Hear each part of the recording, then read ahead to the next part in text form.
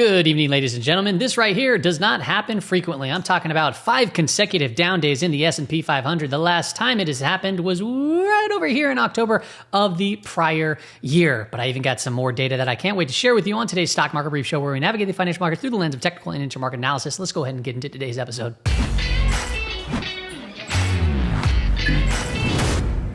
All right, people, welcome back. So I'm going to just go ahead and start with the cool little chart that we put together on ChatGPT. Pretty cool how we can do this. But I wanted to find out the previous times we've seen 5 and or more consecutive down days in the S&P 500. And as you can see here in October are the ones that we highlighted previously. But if you go back, we also saw it in 2022 multiple times, even at the start of 2022, right over here, even in the pandemic and so forth. So it doesn't happen too frequently. And I wanted to see, okay, what were the percentages drops? Is there any interesting data here at all? And what I found here was these were the dates, the start and the end date. And you could download this chart deck for free. It's in the pinned comment section. But what I found out was really, it's rare. We've had this happen in the last 5 years. 1, 2, 3, 4, 5, 6, 7, 8, 9, 10, 11, 12 times. 12 times in the last 5 years, we've had at least 5 or more consecutive down days. And what I found interesting was both in April, October, and then December, the last times we saw these at least of 5, there were 5 consecutive down days. Look at the down percentages before they potentially like a little bit of a bounce, and then some of them followed through to the downside, but we saw little bounces from that point. And they were exactly, I rounded up, but 3.6% down. So 5 days down, 3.6, that's happened here, it's happened here, it's happened here the last times. As far as like the most consecutive down days in the last 5 years, we've had February 20th to February 28th, and that was down 12% in 2020, so quite a while ago there. So I thought that was some interesting data I wanted to share. Now, as sentiment went from extreme greed, we are now moving into a fearful state. This is Morgan Stanley's Global Risk Demand Index. You may be familiar with the CNN Fear and Greed Index, and you can see that we're not quite into extreme fear, but we've been in extreme greed, and we've been talking about it's going to eventually roll back off, and the price can very well come with it. And that's kind of what we're seeing here as it stands. Now, if we continue on, there was some interesting stuff from a CTA standpoint that was notified yesterday, showing that we had some excess flows, and this had the markings of CTA, so commodity trading advisors, momentum sellers, algorithms. They don't have feelings, right? And they said that there was a footprint of some pretty significant selling. And we've been talking about how CTA has been kind of maxed out, and how if they start selling off and hitting some key levels to the downside, we may see some more downwards convexity. And that could be kind of what we're running into. So although we're seeing some multiple days down and we're pulling into some very key levels, we need to keep this in our back pocket and understanding that we're still rather elevated here. And if more selling takes place, it can be quite aggressive. And I'll explain why. It could be aggressive because we're in a negative gamma environment. When you're in a negative gamma environment, you see big selling into selling into selling and buying into buying. So you can get exaggerated moves, both from the bullish side and the bearish side. And when you're underneath the gamma flip line, you can add another element to this and look at liquidity. And you can see here, as it stands right now, liquidity is drying up. And well, in negative gamma territory, liquidity typically dries up and these moves get very exaggerated. This chart right here, some of these charts were pulled by the Market Ear. You can follow them on Twitter. These are SPX averages moves by the month. And really what it's showing here is it's saying month to date in April 24th is the first time since October, right, where the average daily down day is actually exceeding the up day. I thought that was kind of interesting.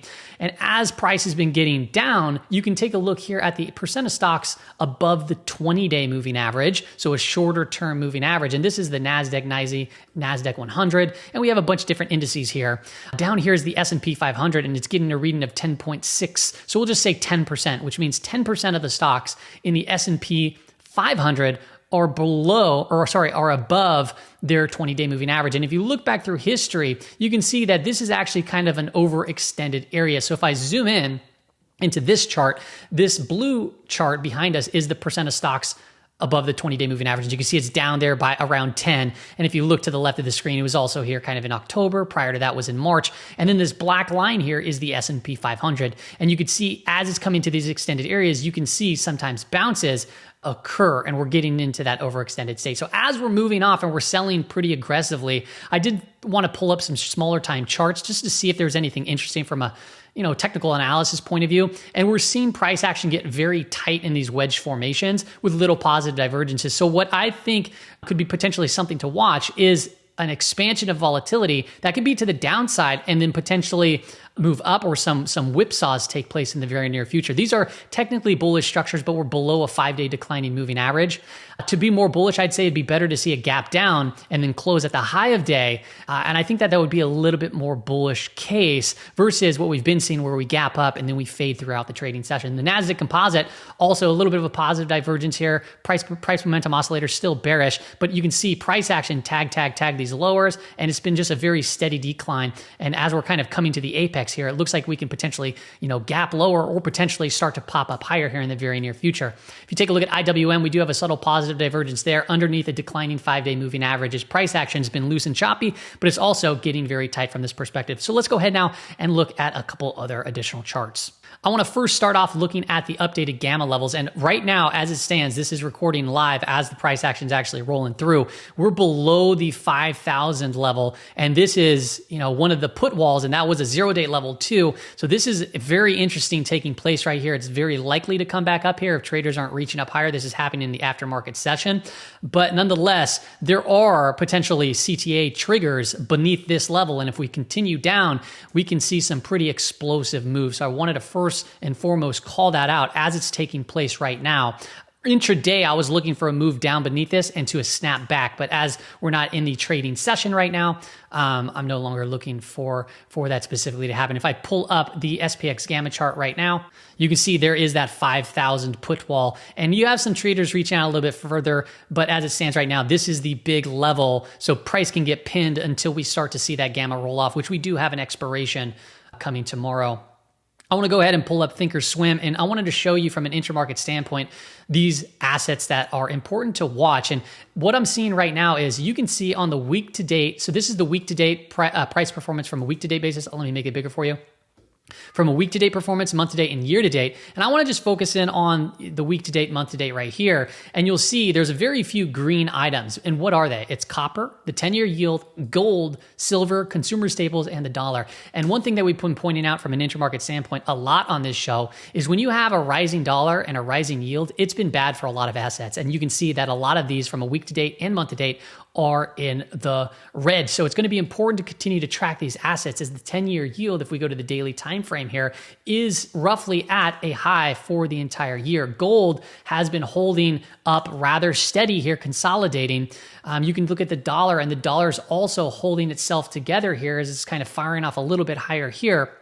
And it's not too far off of the 2024 high. So these are all very important to continue to watch. Going into tomorrow, we do have a few earnings. We had Netflix report after the bell, so we'll follow up on that. We have American Express and Procter & Gamble. So let's quickly go over what the expected moves are there. We'll start off with Netflix, and Netflix reported, like I said, after the bell, and I had the expected moves up, and it looks like we came down to and around the lower expected move. So this is still trading within those expected moves. We'll pull up AXP, which is American Express, and American Express will be reporting after the bell, before the bell, and you can see its expected move can take us down to around this 207 area or potentially up here to 227. So those would be the levels to pay attention to from that standpoint.